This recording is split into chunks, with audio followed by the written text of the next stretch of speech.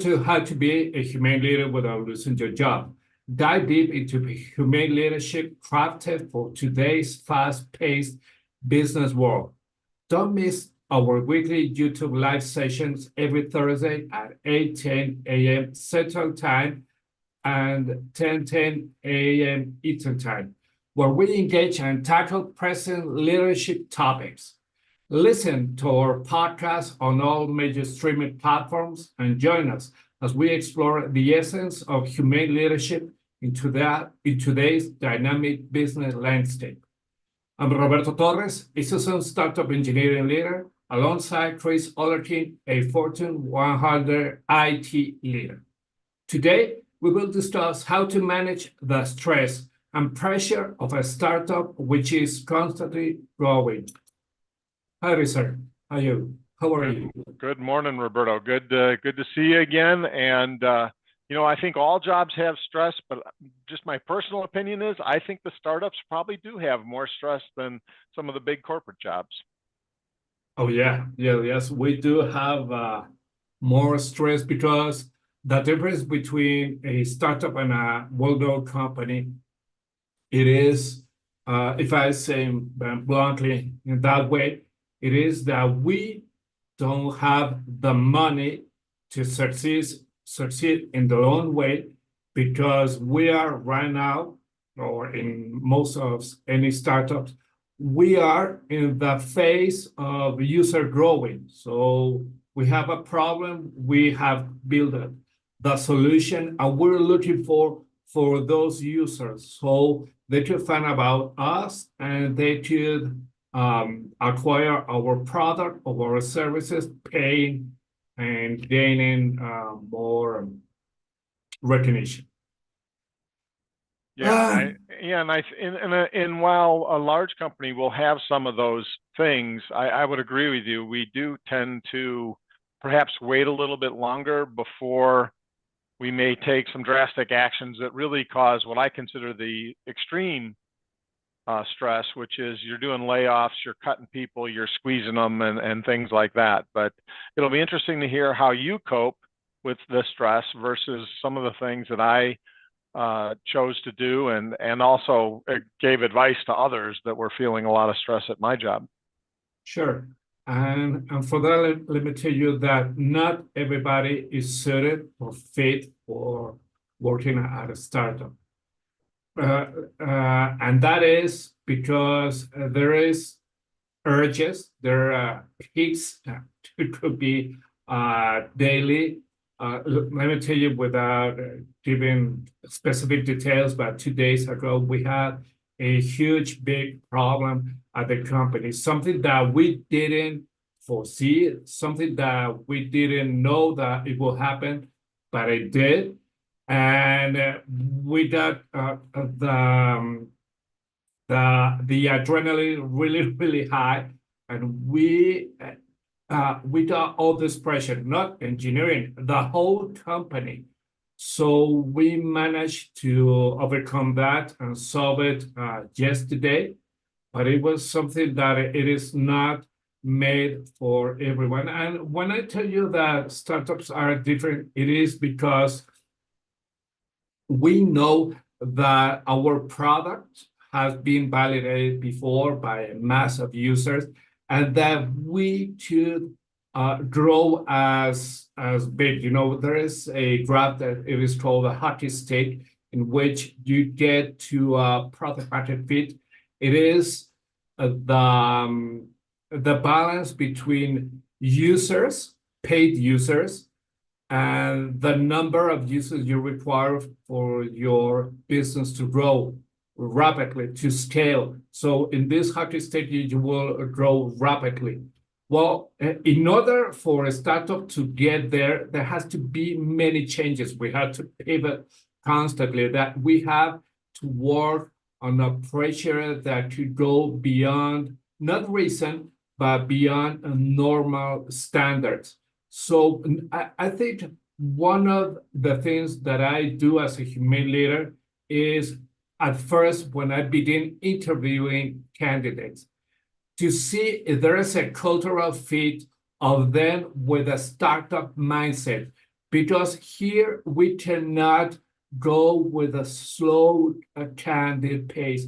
We have to go rapidly. We have to be aware of constant changes and to switch our mind rapidly. Yeah, and certainly be willing to say you went down a path that's wrong and admit it was wrong and back up and do something different.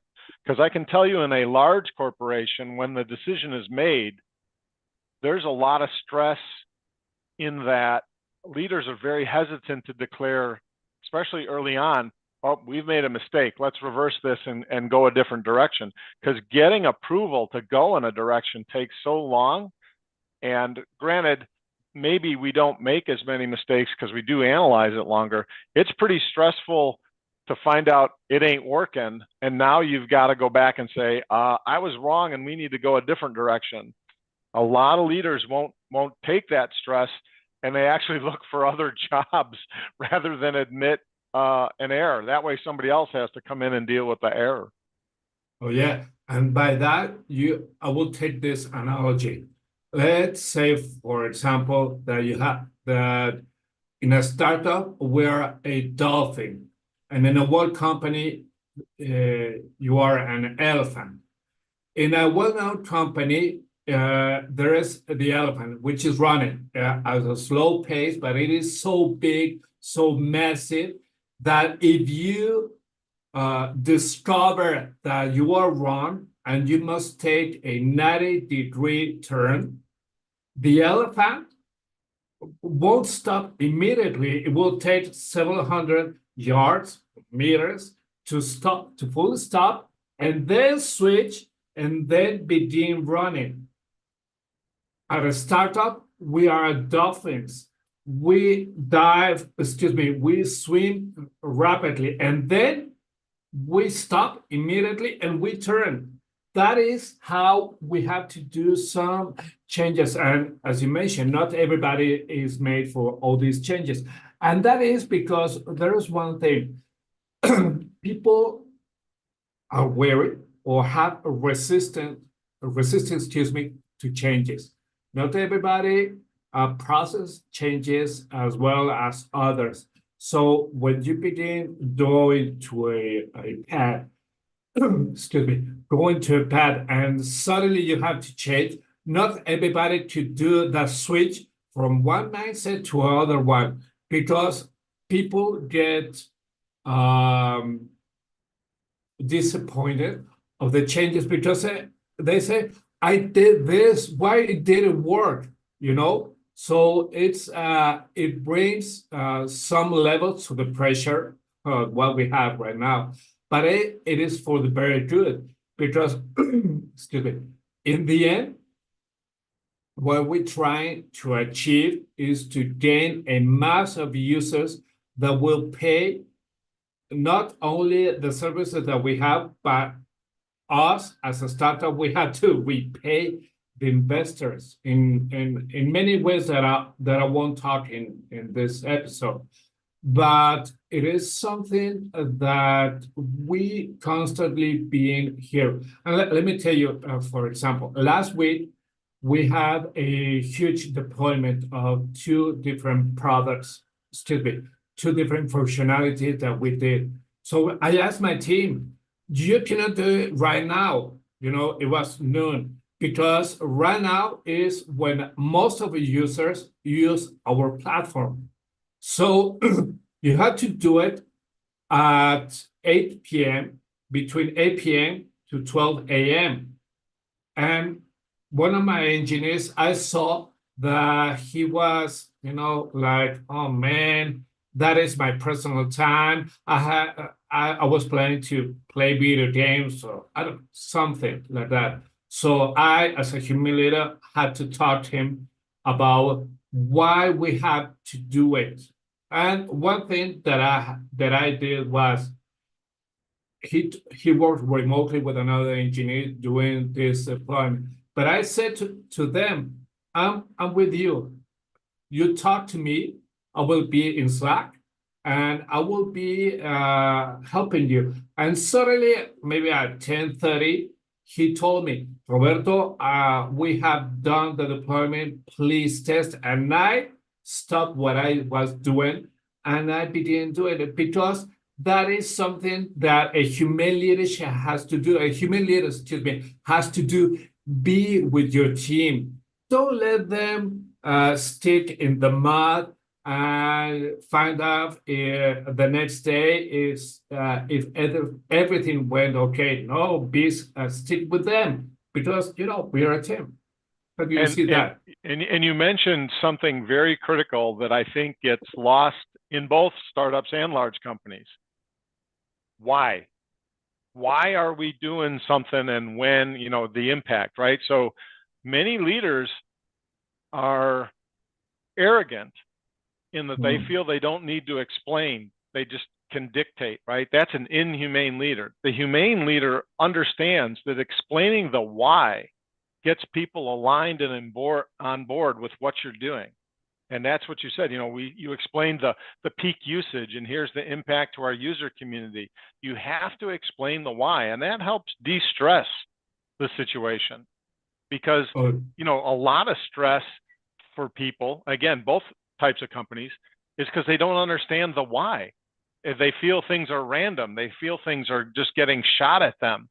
And if they understand the why, a lot of the stress becomes much more manageable, because they realize the aspect of the job of, let's say, doing a new deployment is frequently going to be in these off hours, and they understand the why, and they can plan around it and manage that impact to their personal lives, which again reduces the stress. So why is a very critical part of managing the stress.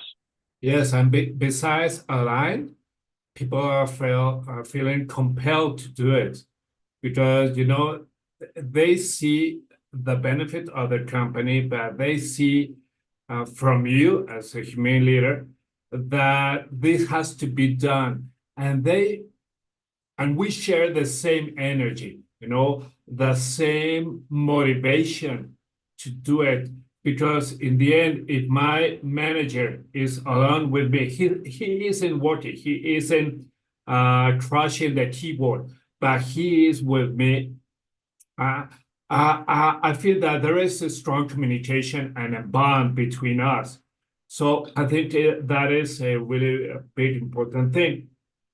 And with that, man, I will get back when I mentioned that I interviewed candidates and see if there is a cultural fit. Because one thing that you must know, for I think the last maybe 7, 8 years, the salaries of a startup are much higher than in a well-known company, even though the perks are amazing. Let's say, for instance, there are some startups that will say, okay, you can work remotely. If you come to the office, there will be always fruit, and there will be many perks and yada. Okay? And people get embezzled by that and say, oh my God, I want to be in a startup. But not everybody is made for, because let's take away the changes.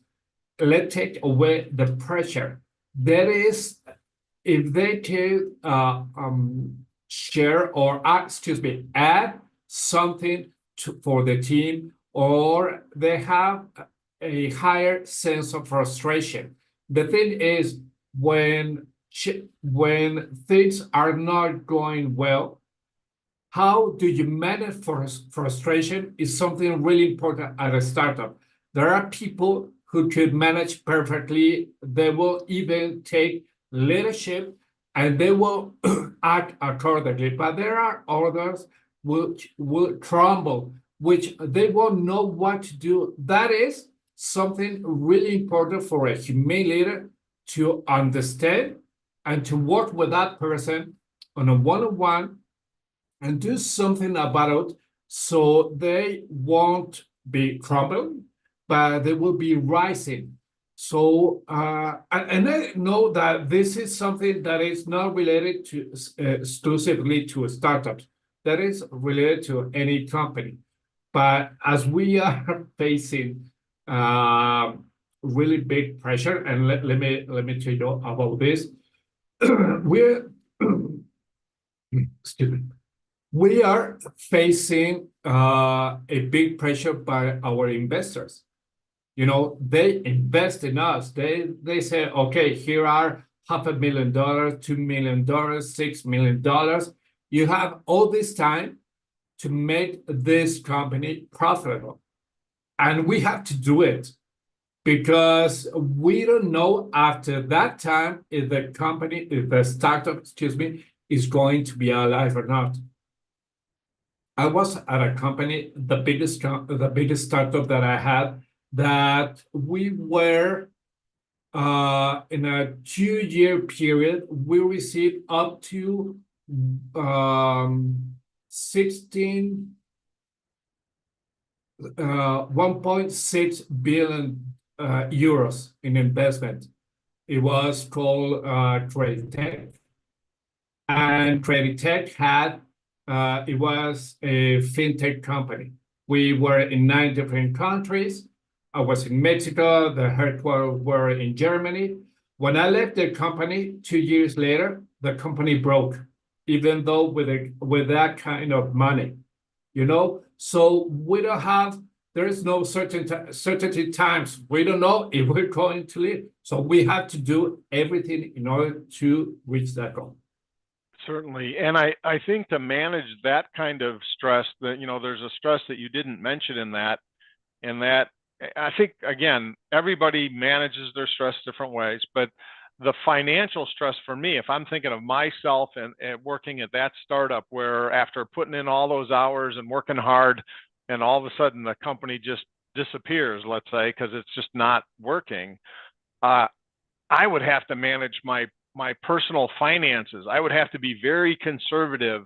I may be getting a higher salary at that startup, but I better be saving a lot of it, because tomorrow the company may suddenly just close. Now, granted, in a huge company, you could suddenly get laid off. They could decide we're not profitable and we're going to lay off 10,000 people.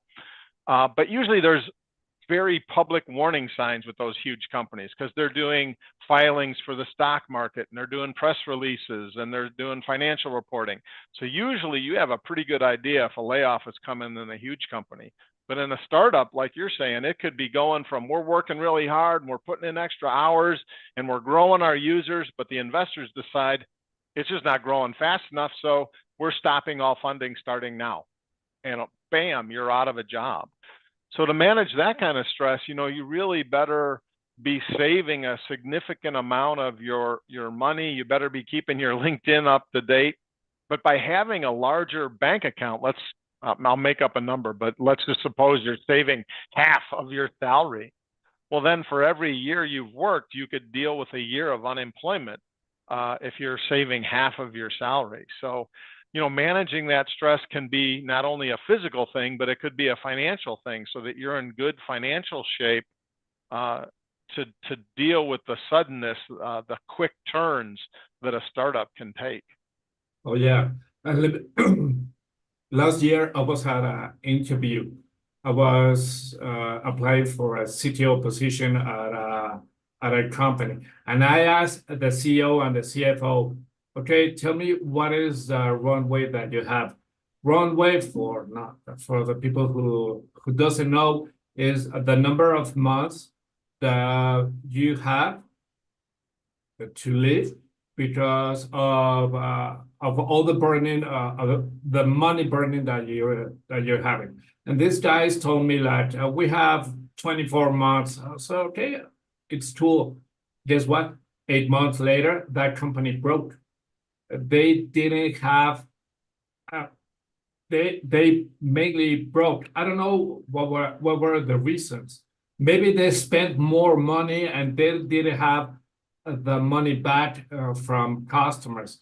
So yes, it is something costly, but let me tell you, the startups ain't as bad as I'm mentioning. I have been working since 1998 in startups, any kind of startups in different industries, and I love it.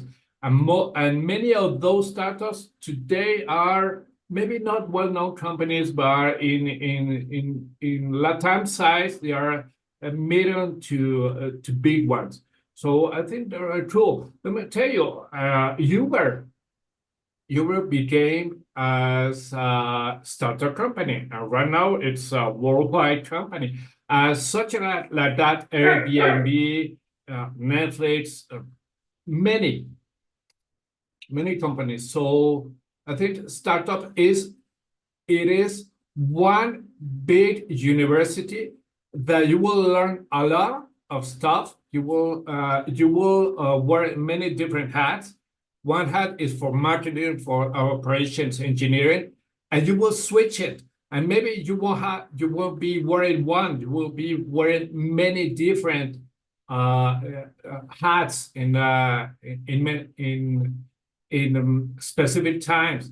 I think it's one of the most grateful experiences that I had. That's why I love startups. I could be working on a well-known company, but it won't be the same. It won't be the same excitement. It won't be the same kind of learning and applying, and providing results. I was born to live to be in startups. It's different, I think. I think that it's personally driven. So you can join a big company and you can learn a lot. You can move around and learn about how complicated things can be in a huge company and move into different technology areas. But it's also very self-driven, just like managing the stress. So if you choose to in a large company, I moved from telecom to systems control engineering, back into traditional IT, back into telecom, back into ERPs. I mean, you can do it. It's very personal driven, but I think the stresses are very different. But you learn, and if you're a humane leader, you help your people, depending on which situation you're in, large company, small company, you help your people learn how to manage those different stresses. And if you're humane about it, means you have a relationship with them. You can have very frank discussions, very honest and open discussions about managing that stress. So if you see one of your employees who's not dealing with the stress, maybe they're more irritable than they normally are, maybe they're being absent from work more because they're feeling the stress.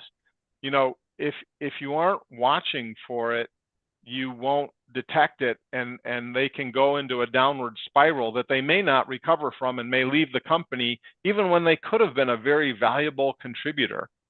So, as a humane leader, it's not just your own techniques of dealing with stress, it's coaching others to deal with the stress. And there's a lot of books out there you can read. You can exercise, you can meditate. We won't debate those kinds of things here on the channel, because you can go Google that stuff. I think it's most important as a humane leader that you try and remember your past. So you mentioned you've been doing this for 25 plus years. Hopefully, out of those years of wisdom, you think about some of the people that you've decided to hire, and they're 2 years or 3 years into their career of working at startups. They don't have the experience you have of managing that stress. They haven't maybe experienced companies that said they had 2 years of runway, and now 8 months in, everybody's unemployed because they literally came in on a Friday afternoon and said, "This is it, pack up your desk, the whole place is shutting down." So the humane leader needs to always reflect back and try their best to remember, when I was young, what did I do to manage that stress? What did you do on your very first startup that went belly up suddenly, like you weren't prepared for it? Your youngest one, your youngest experience. What did you do to manage that stress when you were young? Well, what I did was to act as I've been taught before by my dad and my previous experience as a leader, because I was working at a bank. Before my first startup, I was working at a bank. And I think that what I did was to act calmly and to be in open communication with my team constantly, and telling them the things that I could tell them. But when maybe we were in a bumpy road, I begin to tell them, okay, we are facing this situation, this problem. What could we do? And I begin listening to ideas because I foster that. I always try to foster because many minds are better than one. So we as a team arrived to the, maybe it was the CEO or CMO, something like that, and tell them that ideas, and from there, the company use those, some of them, and others drop them because they weren't good ones. But I think that was it. In the end, we could be facing difficult situations. We could be in difficult times. If we begin, first of all, not panicking, but knowing or driving ourselves to be calm, we could do better actions than acting within panic. So I think one of the things of a humane leader is to become calm and then talk to your team, either to your team or your peers, but try to remain calm and act accordingly.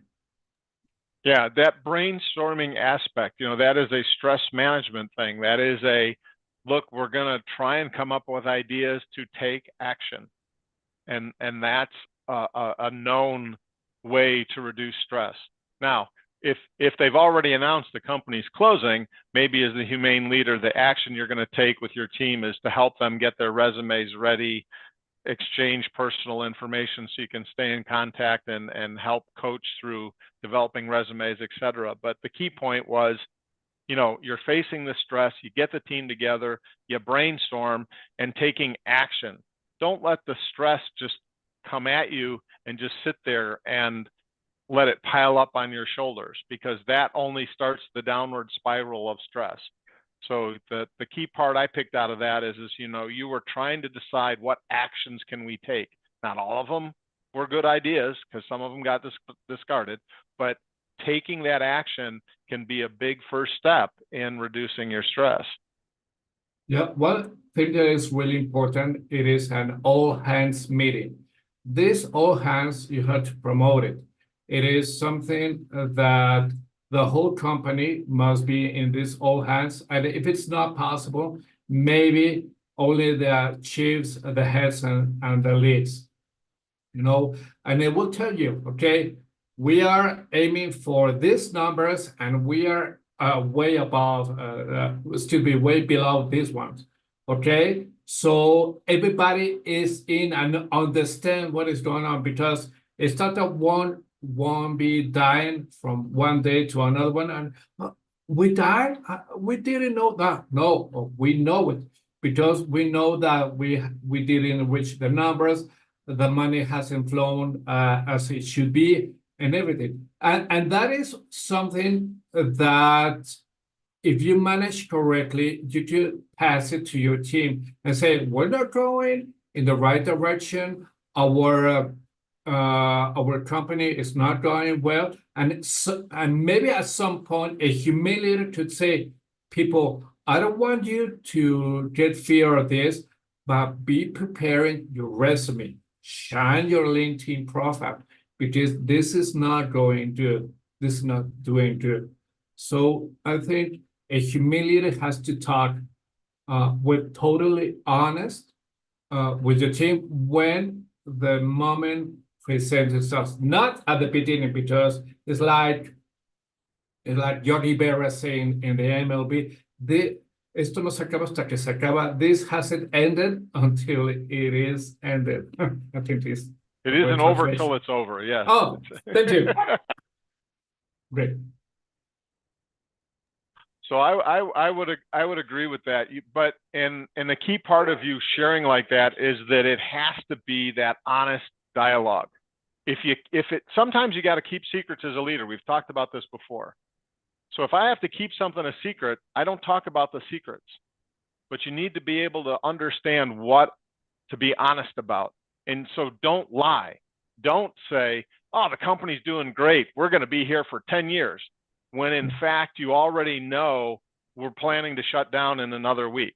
So that is, you don't lie, but you may not be able to tell the truth that we're shutting down in a week. And so to manage that kind of stress and things like that, the kinds of things that I would choose to do would be, look, this is a startup. It could end at any time. We need to meet these goals, and we're struggling to meet them. Now, I haven't told them the secret, but I have been honest, and I didn't lie and say that the company's doing fantastic when it isn't. So I think the humane leader helps their teams always to be prepared with what some of the outcomes could be. They're honest about what they think the outcomes might be. And they're honest and I would sometimes tell my team, sometimes I got to keep a secret because I'm the leader and the company has told me a secret that they say I can't tell you yet. And sometimes there will be times that you as a humane leader have to keep secrets. It's just part of the job. But don't lie. Lying is not humane leadership. No. Lying is just lying. And that will cause you stress and ultimately will stress your team. Indeed. Okay, great. I think it was an amazing topic, and I shall see you next week.